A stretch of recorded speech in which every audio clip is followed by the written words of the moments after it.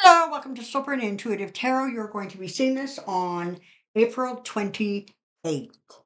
For those of you who maybe missed it or sort of only look for my videos on Fridays, or the days they're going to come out, yesterday I released a Canadian video. Okay, so it mostly pertains to the upcoming Alberta election.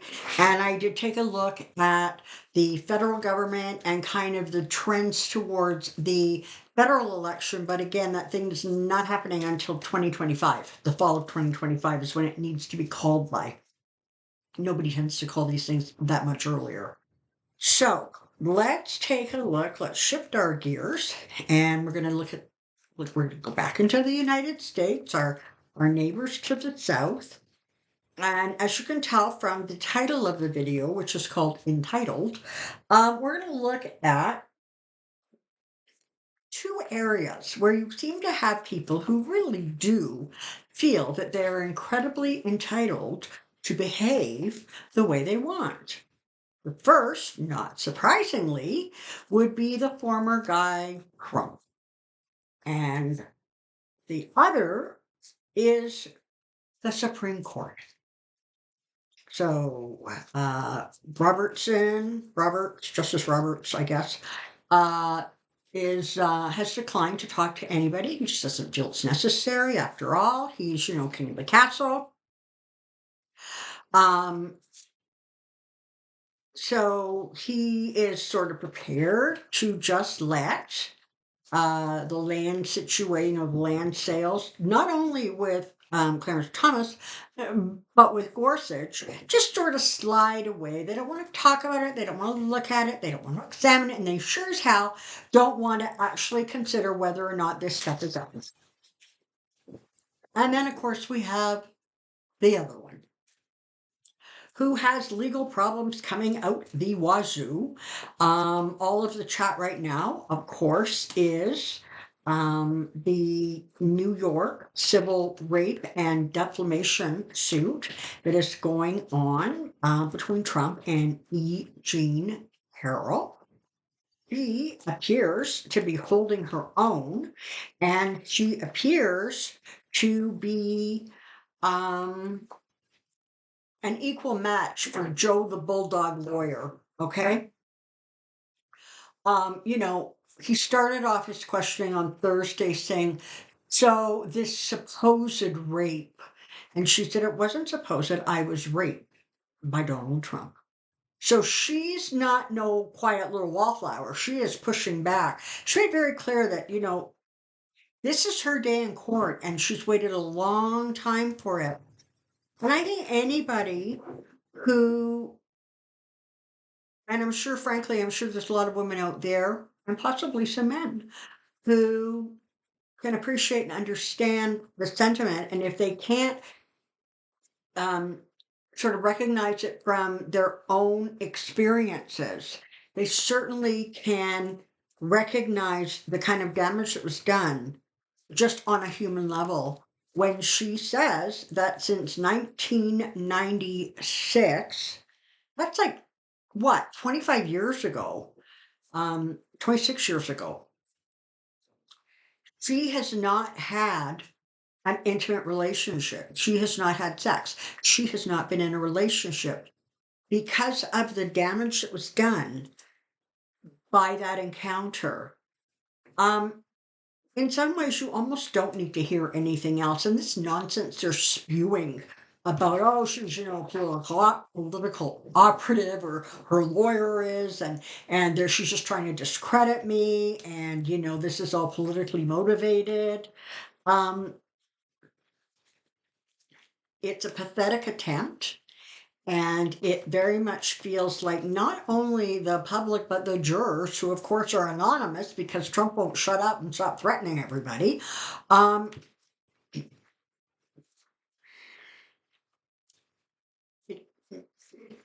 his behavior in the courtroom, that lawyer, is not going to win anybody anything. Just not. I mean, like, By and large, women are going to completely reject it. And by and large, so are men. Because you know what? There's a lot more enlightened, sensitive, understanding men in this world nowadays than perhaps there were back in the day when, the 70s, the 80s, even the 90s. Things have evolved and they have changed. Um, Women don't get whistled at when they walk by a construction site anymore, just reaching for that. All right, let's start with Eugene Carroll, shall we? Maybe what we can. In fact, I think what we're going to do is we're probably going to look at Mr. Trump and how he's doing. Right now, he of course is not showing up in court because, as far as he's concerned, for Nathan to show up, the whole thing's a scam. She's a liar, and he's not going to bother to waste his time. Okay. Meanwhile, um, Pence has now been the appeal failed, and Pence has to testify before the Department of Justice, the Jack Smith. That may end up going to the Supreme Court, but even if it does, Pence is still going to end up having to testify. He's not going to win that. I think Trump is the one that's pushing these appeals. So that's not really good news for Trump.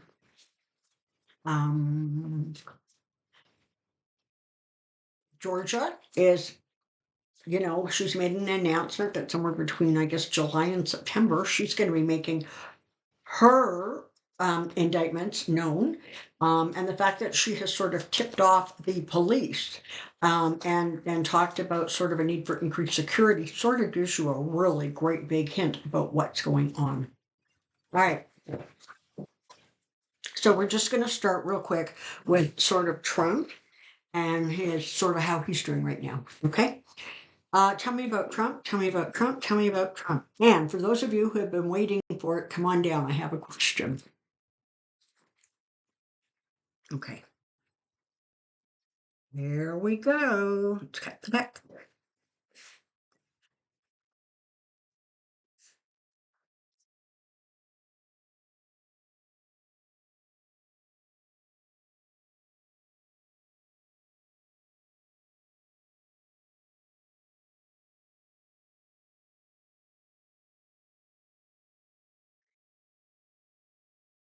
So,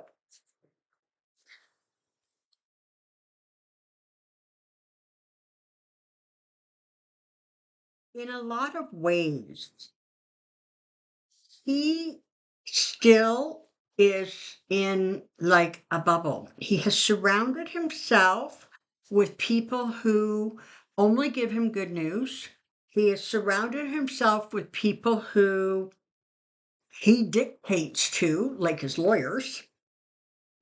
And so, in many ways, he is still in a position where, even though it's not good and it's not looking good for him, et cetera, he's still in a position where he really thinks that he's going to come out of this just fine, because he still believes that he has the power that he had, I guess, when he was, the former guy. The people around him work very, very, very hard to try to keep him on an even keel. And there's a lot of sycophants around him. There's a lot of people who will tell them whatever he needs to hear because you know what? They figured out he tends to shoot the messenger and they don't want to be that messenger on that day. But a lot of that inner circle of his is being forced to testify. And, there comes a point where you have to sort of protect yourself because if you are foolish enough to think that he will protect you, then you have not been paying the slightest bit of attention. He lives in this bubble, and yet there are times of great clarity, almost panic, like blind panic, because he doesn't know which way to turn. He doesn't know who to trust. That's part of what's going on. So these people get, dragged in to testify in the Jack Smith investigations, and he kind of doesn't trust them anymore, right? And even though a lot of them are being sort of represented by, I guess Trump attorneys or what have you, um, they he loses faith in them. And so day by day by day, it sort of becomes a little bit more precarious for him. This is the thing. The lawyers that are working, um, not for him, okay? The Department of Justice, uh, Bonnie Wills, Tish James, um, Alvin Bragg. They're working really, really hard and they're getting all their ducks in a row. They are not leaving anything to chance. They are not crying to, corners. They want justice. And it's not that it's a vendetta against him. They kind of feel that way about anybody who breaks the law. Part of what is happening, though, is they're getting really, really tired of him flouting the law. They're getting tired of being attacked. They're getting tired of having their lives threatened and the lives of their staff threatened. They're getting tired of the hate mail. And so they have become very determined to see this through to the end. They want justice and they want it for the country. And so he resides in a bubble where people tell him what he wants to hear. And on the opposite side, you have people who are very, very diligently working to course correct. Okay.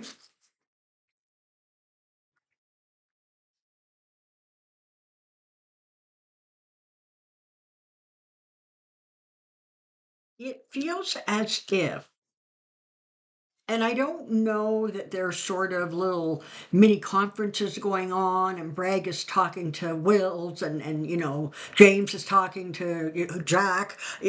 I don't get that, but what I do get is there is some sort of almost like a rhythm or a flow to the way these situations are going to get resolved in terms of hearing of indictments, in terms of charges, and even the order and the manner in which they end up going to court. So there's going to be a lot of information out there, but once I don't want to say once it starts because it's already started with the Alvin Bragg situation, but there's going to continue to sort of be this steady flow, if you will, of communications, etc., to bring justice in hand.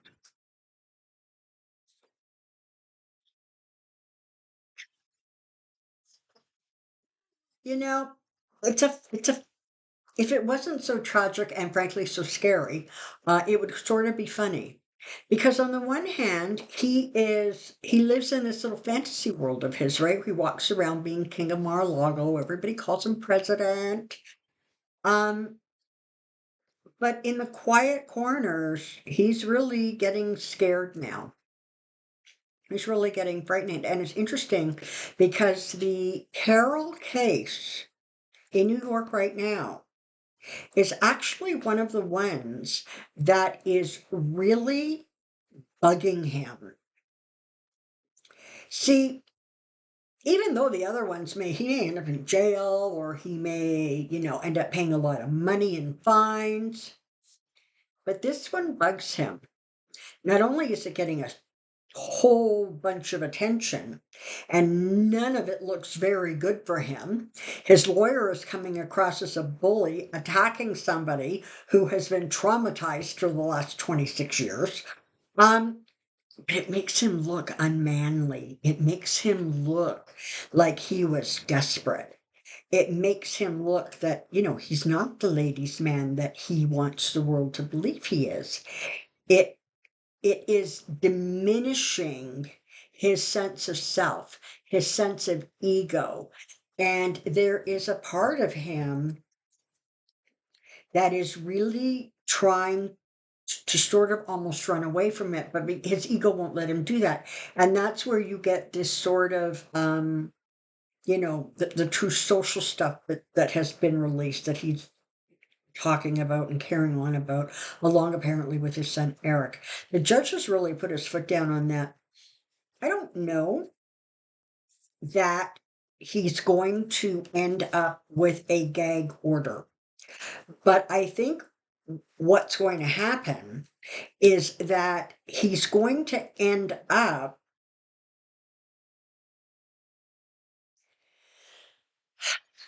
losing. It's just that simple. He's just going to lose he can't go back. That's what he wants, right? He wants to go back to, I don't know, like the 1990s or the early 2000s when he was sort of king of the hill and everything was wonderful and everybody thought he was amazing, unless you actually knew him and or lived in New York or paid attention. But the forces that are coming out against him now are going to win. He's simply not. Um, it doesn't matter how much money he throws at stuff. He's going to ultimately end up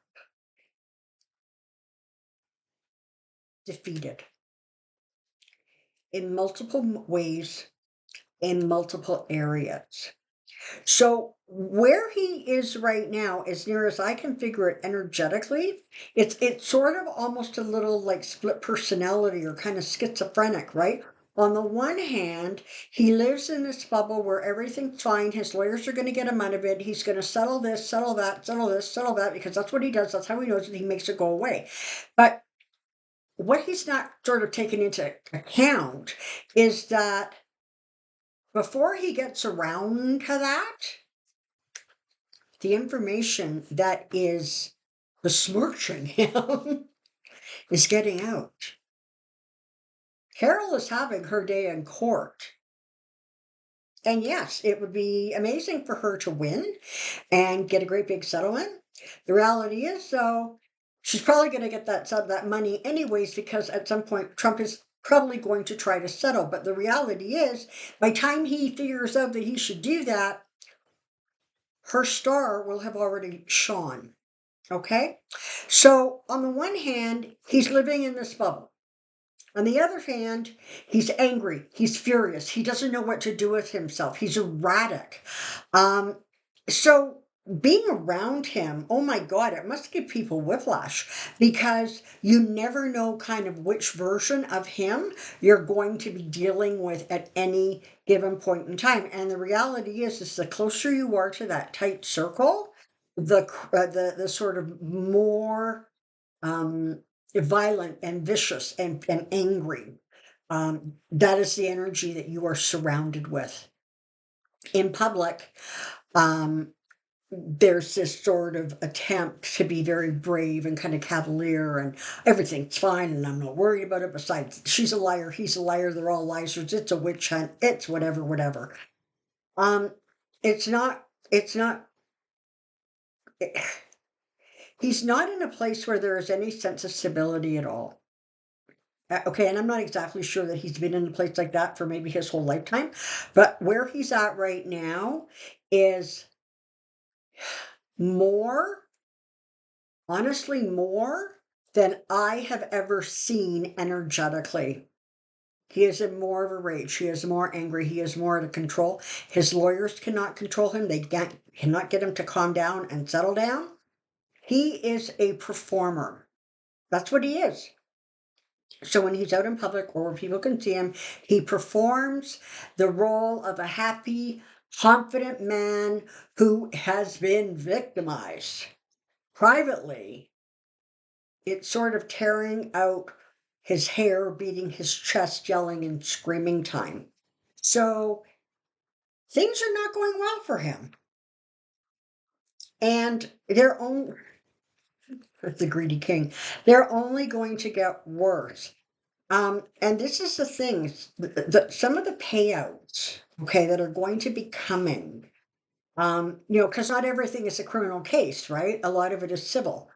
Um, a lot of that is actually going to end up sort of coming out of um, his own pocket or his own coffers. Now, that doesn't mean that the money that is in there wasn't donated by people who cannot afford it, but believe he is the second coming. Um, but he's going to start to feel those kinds of financial hits.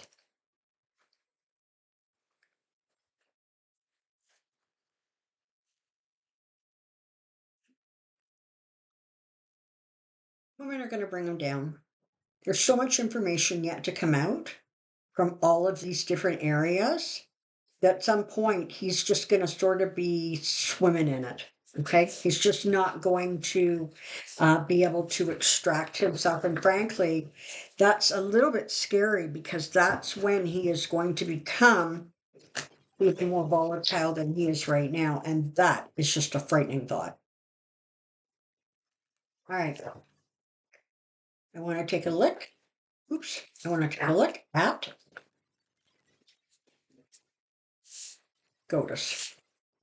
Because, they've got lots of problems there. So apparently now the Senate is wanting to start investigations. They're wanting to start clamping down.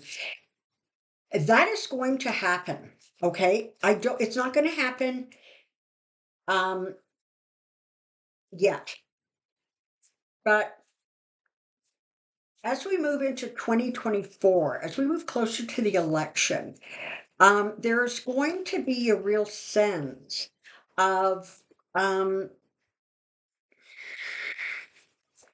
people are just not going to put up with it. They're going to want and demand change because they don't like this idea that there's 9 people in the country, well, in Canada, if you want to count Trump, who truly believe that they're above the law, who truly believe that they don't have to explain themselves or justify their actions or do anything to anybody because they're special. And you know what? Americans really tend to take exception to that kind of attitude. They really do, rightly so. Um, and so it feels very much like maybe the Supreme Court should enjoy where they are now with their, what is it, 25% approval rating? Because it feels very much energetically like it's going to get worse.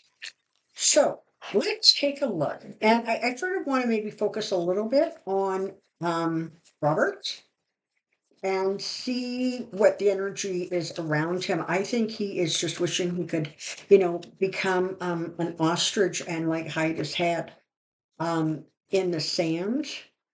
He doesn't want to have to deal with this, and and this is the thing. There's the Supreme Court is so cocky that they're like, well, listen, if you want to fix it, this is about legislation. This has nothing to do with us. And then honestly, I think they're going to be surprised when the legislation starts moving through. Um, and so that's going to be interesting. And I have said before, and I maintain it, there are going to be vacancies coming up in the court, and that is going to be balanced by replacements. Okay. And so the imbalance of the court is going to be corrected. Here we go. Current energy around SCOTUS, current energy around SCOTUS, current energy around SCOTUS.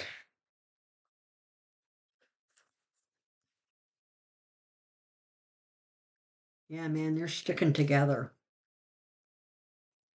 They are sticking together. They have that same sense of entitlement that Trump has. I think Roberts is getting a little this is the thing. He knows that he doesn't have to do anything. He knows it. He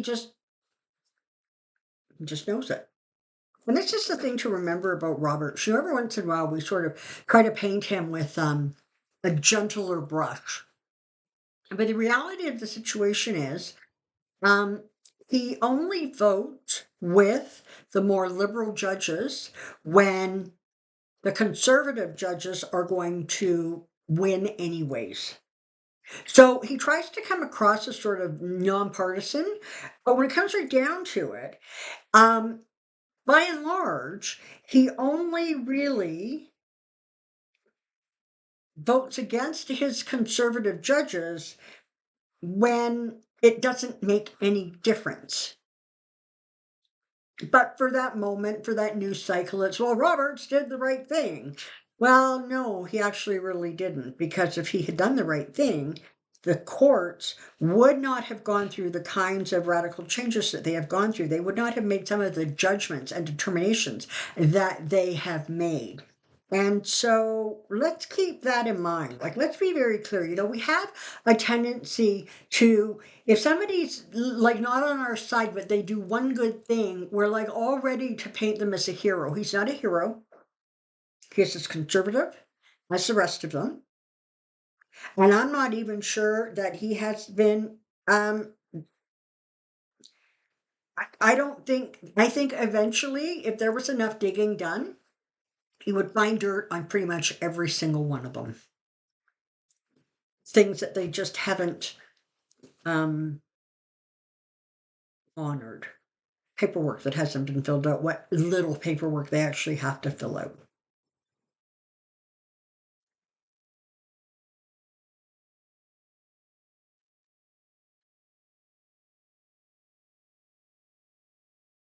There is going to come a time where the people of America are going to start getting some really good news about the Supreme Court, the makeup of it, and frankly, the regulations that are eventually going to be implemented. I want to say 24, 25 is when you're likely to see some really significant changes coming down the pike for that court.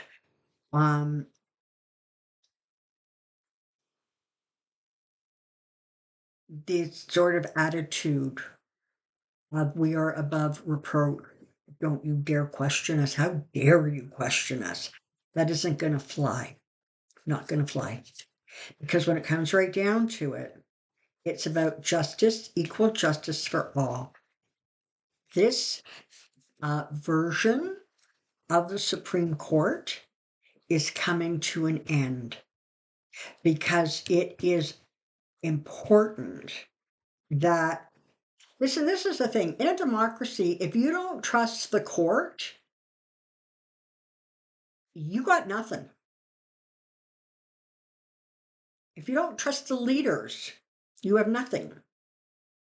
And again, the United States seems to be this country that sort of gives everybody sort of this carte blanche. And then they yell and scream and say, well, why did they take advantage of it? Because you let them. But this version is coming to an end. There's more going on. There's investigations going on. I mean, you've got, what is it, Sheldon Whitehouse? Who's not, he's like a bloody dog with a bone. He is not going to let go of this thing. And, you've got Durbin who's pushing. So there's going to be, I think what I'm trying to say is this is not going to go away anytime soon. This is going to continue.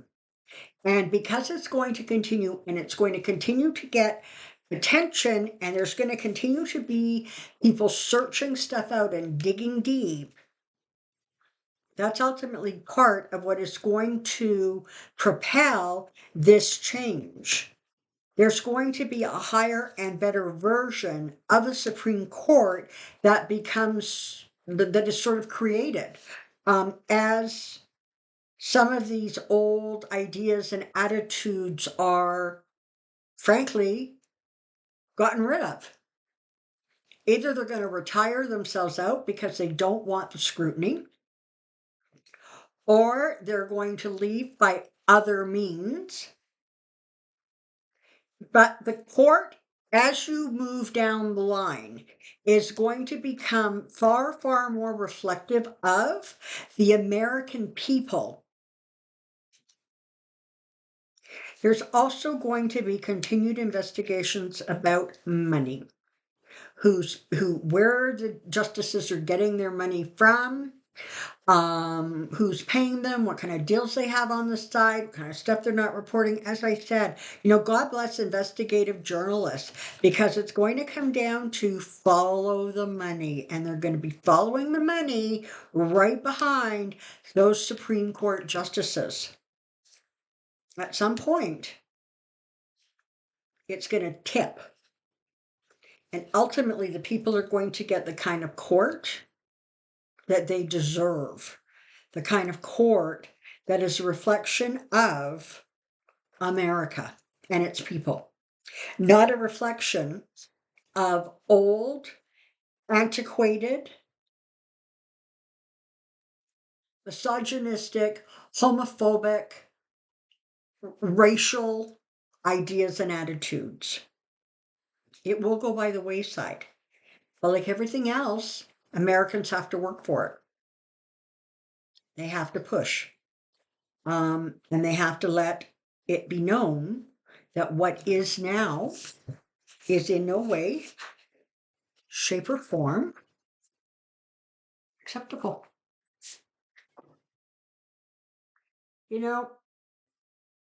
This is something that I know for sure.